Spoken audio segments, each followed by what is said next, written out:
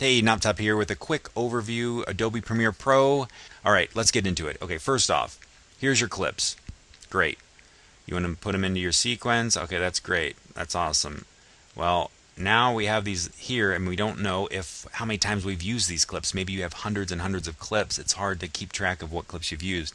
Well, as you can see here, when I click on it, this pops up at the top and it tells you if you used it once.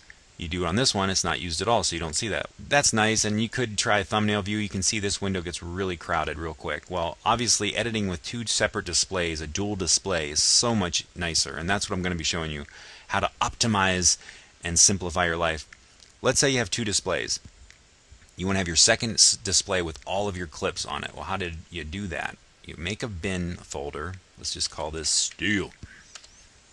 And you drag your clips into it like that. Now double click on that folder and you get this pop-up dialog. Now it's movable and you can stretch it and you can maneuver it and you can set it up over on your secondary display as big as you want.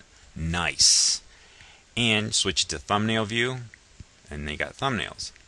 If you want to change the size of these, this little icon, it's hard to see. Click on it, view, wait, where were you going? Thumbnails, there it is. Large. That's as big as you can make them. That's really useful. But let's say you have tons of detailed information and you're not going to use thumbnail view. You want to use detail view.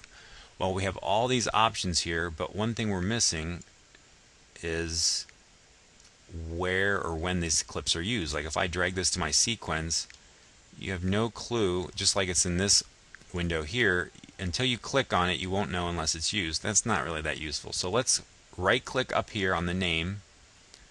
We'll go to metadata display, and this is where all of these columns are set up, and you can see there's tons of other options. You can get all kinds of crazy information.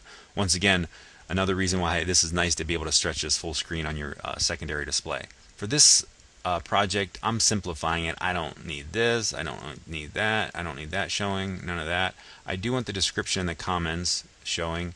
Tape name, not important, not important, not important.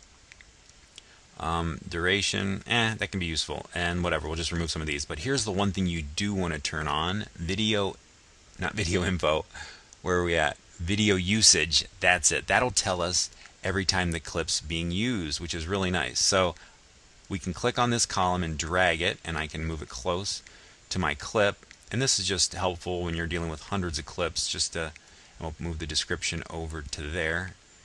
And there you go. So now every time you use this clip, it's going to show up, so you can at least know, okay, I've used this clip 3 times now. I think I'm going to stop using it as a cutaway shot, or whatever the case may be.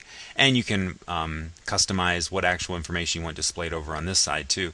And you can see that makes it really nice when you have hundreds of clips. You can just stretch this full screen and have all of your information. If you have comments on the clips, you can have them listed there or whatever. So let's go to the next little trick, making your life simple. We'll drag this off into the distance. Alright, so you want to make a new sequence and you have 3 different videos you got from a bunch of different people, and you're like, okay, no problem, I'll make my sequence. But you're like, okay, was it a 60i or was it PAL? Wait, I'm not, you know what, let's just take the guesswork out. Take the clip, drag it to this little icon right there. What is that icon? If you mouse over it, you'll see it says new item. What this is going to do is interpret that video footage and create a sequence exactly the same as that footage. Yes, so much easier. And this is nice too if you just want to, and you can save this and create your own sequences based on these settings, but how much easier is that, right? Alright, that's all I'm going to show you for now. Hopefully that was helpful. Thanks for watching. Knob Top.